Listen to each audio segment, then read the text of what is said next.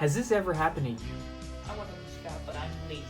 Well, say no more. For 5 easy payments of $29.99, you can have this pill and lose 20 pounds of fat in 4 seconds.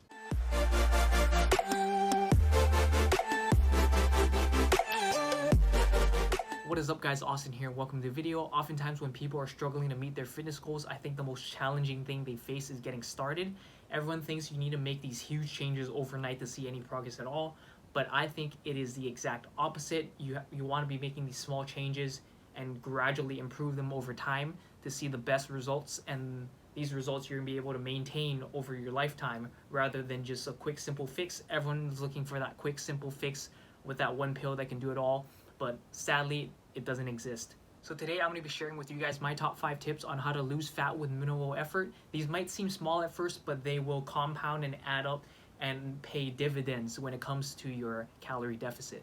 Alright guys, so for tip number 1, it's going to be cutting out or even cutting down on the amount of fats and oils that you use to cook and in your diet. And if you guys didn't know already, oil and butter and other fats have about 120 calories per tablespoon.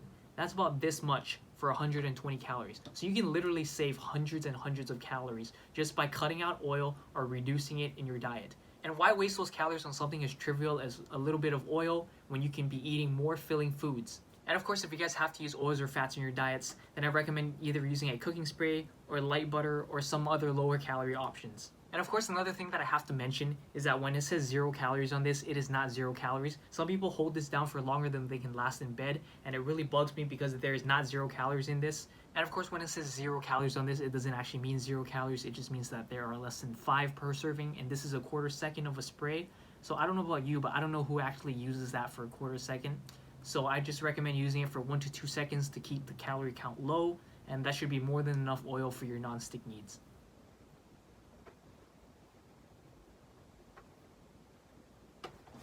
Alright, so for tip number 2, it's going to be walking more, and I feel that walking is a very nice low stress, low impact way of burning more calories. For me, I like to aim for about 10,000 steps a day, and of course, if you're not used to that, you can start off at a few thousand and then pump those numbers up. I pump those numbers up. Those are rookie numbers in this racket. And as humans, we're actually designed to be able to walk very far distances without getting tired too quickly. I find that some easy ways for me to get more steps in throughout my day is to park my car farther when I'm going places to force myself to walk more. Getting my groceries, I take multiple trips, that way I can get more steps in, and even opting to walk rather than drive for going to certain places. I find that if it's a 5-minute drive or less, I will opt for walking, that way I can get more steps in and burn more calories throughout the day.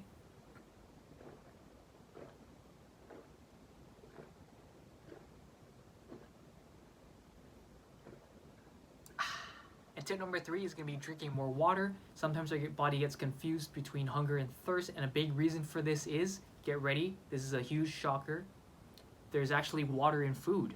Wow, what a surprise, right? Personally, for me, I find that this is an easy way to tell if I am truly hungry or just thirsty. I'll usually drink some water, and about 15 to 20 minutes later, if I am still hungry, then I am truly hungry and I'll get something to eat. Another reason to drink more water is that water helps expand and stretch the stomach, which in turn signals to your brain to suppress hunger and appetite. Therefore, you will eat less food and less calories. And as you all know, water goes in one end and has to come out the other. So water will make you go to the bathroom more, which in turn makes you take more steps. And this kind of ties into the previous point. It will make you take more steps, and in turn you will burn more calories that way.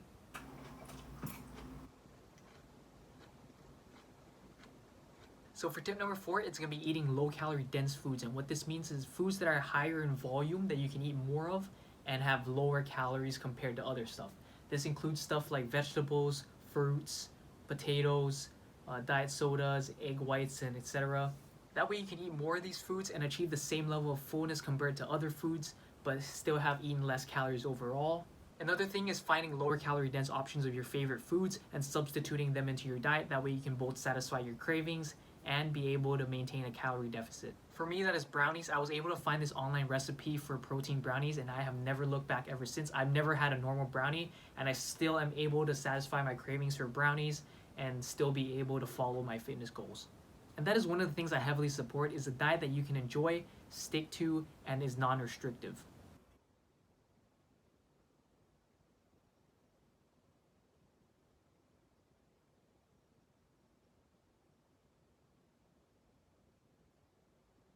And tip number 5 has to do with moments of enjoying yourself. The most important thing to remember is to eat or drink the least amount that satisfies you.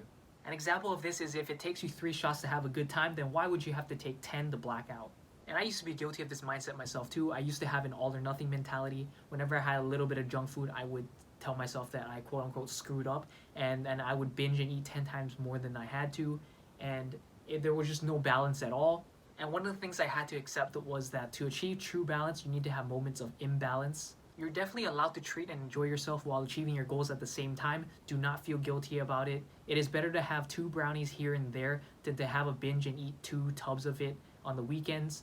One of the ways I learned to better cope with this is not treat it as a mistake, but treat it as something that happened and move on. Maybe there was one weekend where you got super drunk and ate an entire pizza. Maybe you feel like a failure, and that's okay. The only type of failure that is not acceptable is the failure to try, the failure of effort. If you fail to get back on track the next day, if you fail to learn from your actions in the past, that is the only time that you should question your actions. And that about wraps up this video. Hope you guys enjoyed it. Hope you guys learned something to apply to your everyday life. Don't forget to leave a like, subscribe for more, and I'll see you guys in the next one.